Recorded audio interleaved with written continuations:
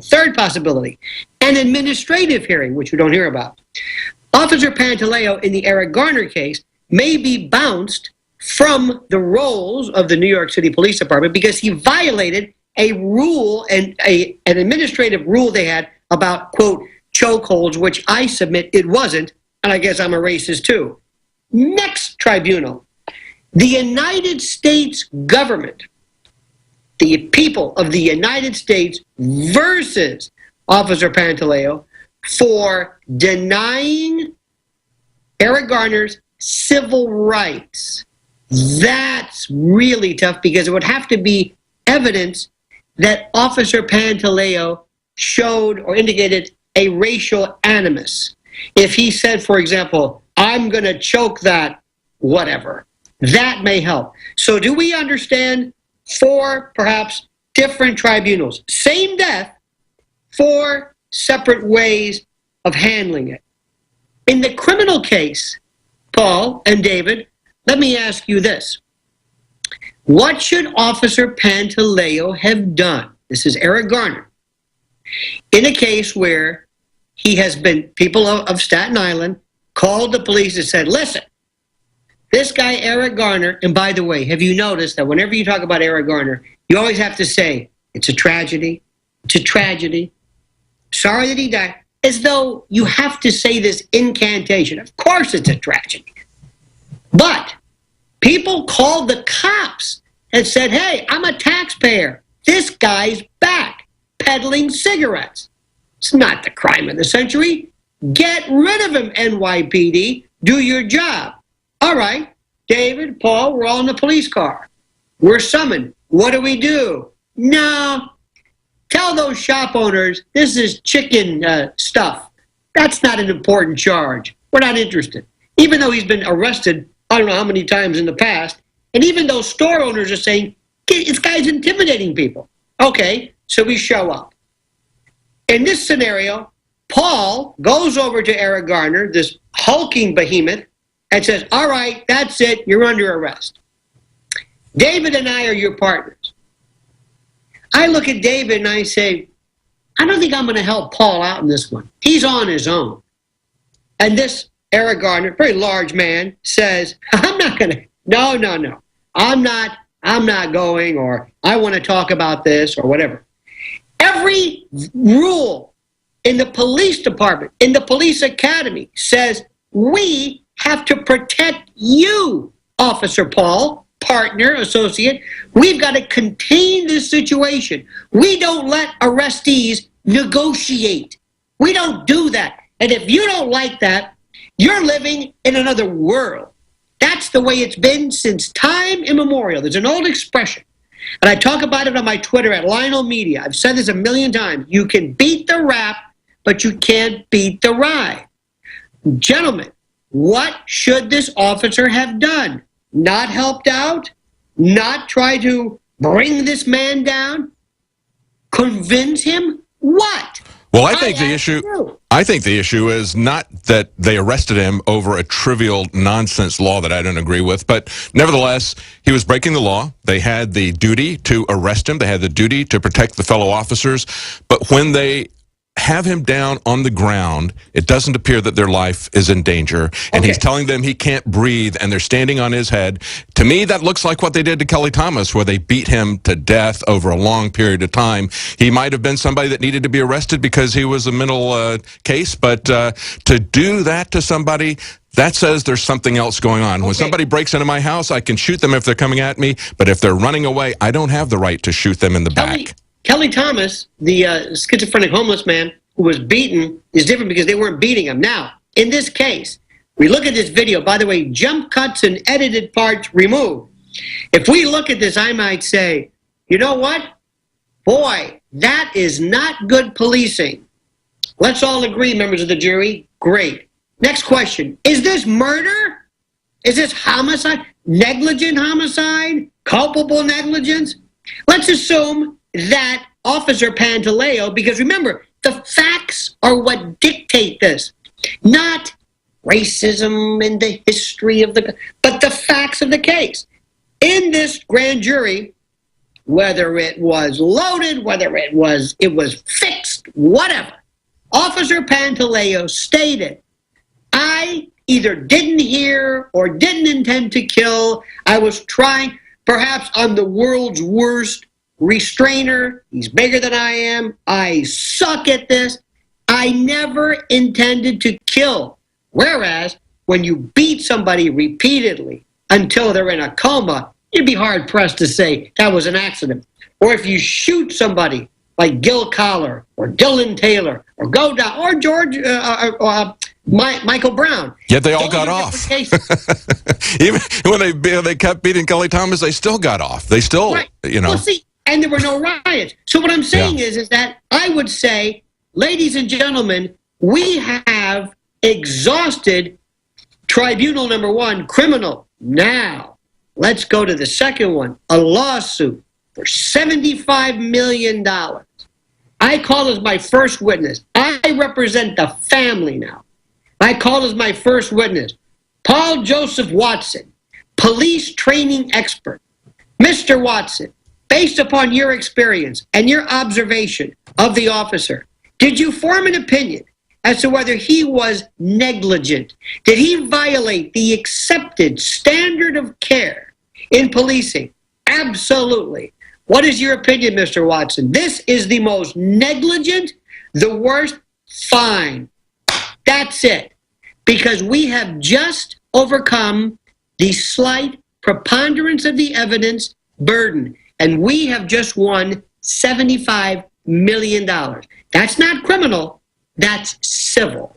So, depending upon which forum, and I hate to keep being, I don't want to sound pedantic here, but there were wrongdoings. Now, let me ask you, Paul and David, did you see anything that indicated that Mr. Garner was the topic or the subject or the target of prosecution because he was black? Do we know of any? Maybe there was, and we don't know this. Were any racial statements made? Is there anything to indicate that his civil rights, specifically, not that he was arrested or arrested poorly, but that he was targeted because of his race? Do we have anything? No, I don't think so. I think he was targeted because he was doing something that you're not going to find most people who are not poor. I think it was really more of an issue of him being poor and thinking he's going to do something that's in a black market area to try to do this. But, you know, when you're talking about the civil suits, let me ask you this, Lionel. There doesn't seem to be any penalty involved for the police individuals in these cases, certainly not for the police department. You know, this is if they win a $75 million lawsuit, as you pointed out, that gets passed along to the taxpayers.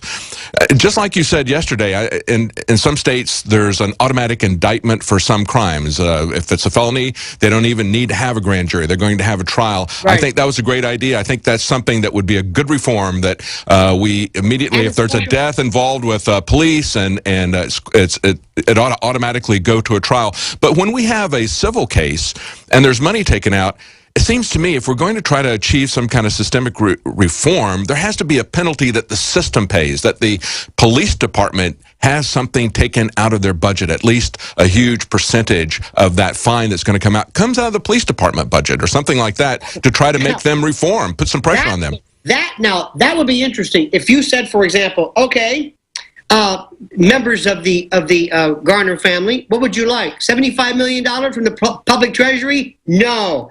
I want 75% of the overtime budget to be, you know, that would get people's attention. That's a different one. Yes.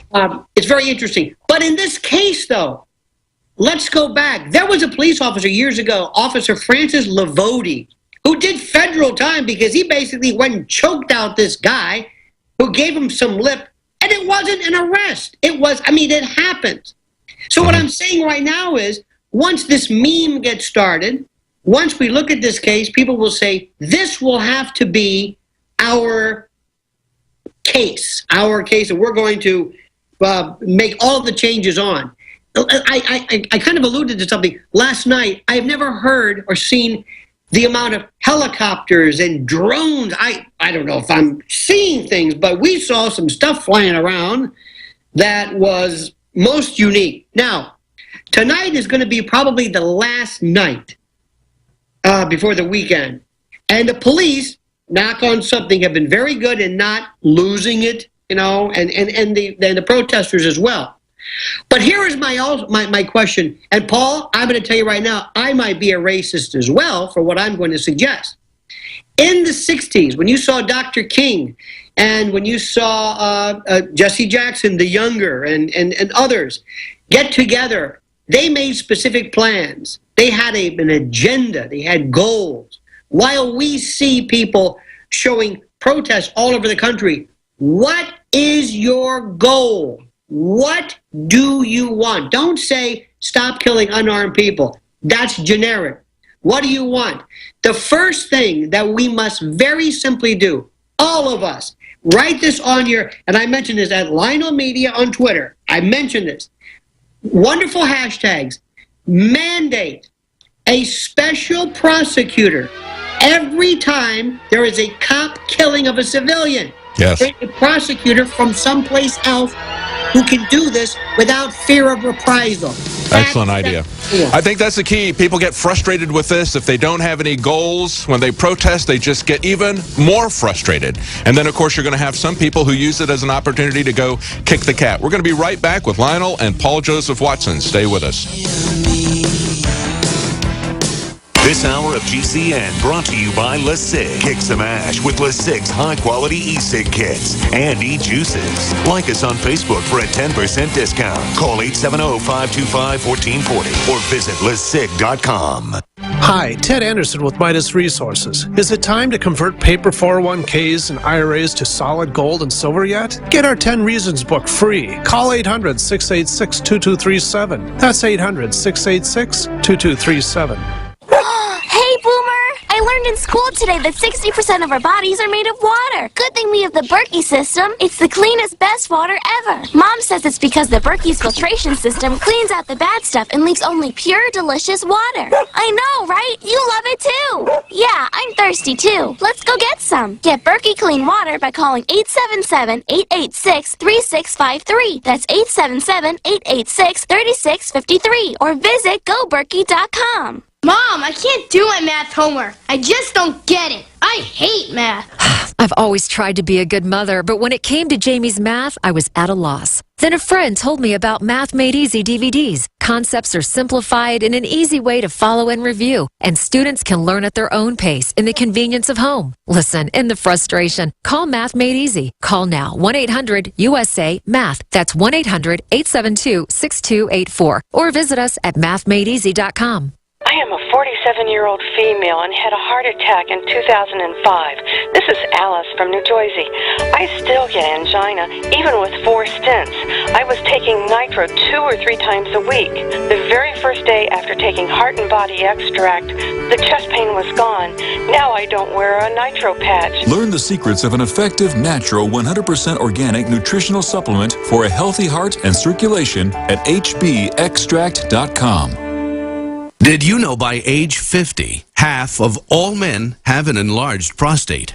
This means more urges to urinate, longer bathroom trips, waking at night to urinate, or issues with sex. If this sounds familiar, call us now, because we're shipping free bottles of Super Beta Prostate to listeners of this station. Super Beta Prostate is a non-prescription formula guaranteed to reduce the symptoms of your enlarged prostate.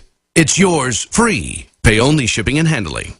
Just call 1-800-852-1820. In clinical trials, the ingredient in Super Beta Prostate was shown to reduce urges to urinate, improve bladder emptying, reduce waking at night to urinate, and improve quality of life. This Super Beta Prostate free offer is for listeners of this station, but it won't last. Don't wait. Just call 1-800-852-1820. That's 1-800-852-1820. Call 1-800-852-1820.